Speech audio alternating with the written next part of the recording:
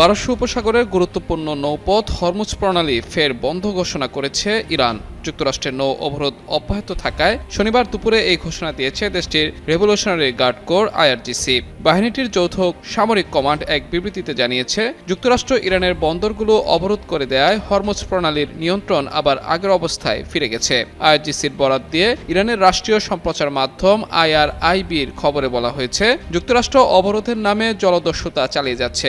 খবরে আরও বলা হয়, এ কারণে হরমুজ প্রণালীর নিয়ন্ত্রণ আবার আগের অবস্থায় ফিরে গেছে এবং এই গুরুত্বপূর্ণ নৌপথ এখন সশস্ত্র বাহিনীর কঠোর তত্ত্বাবধানে রয়েছে।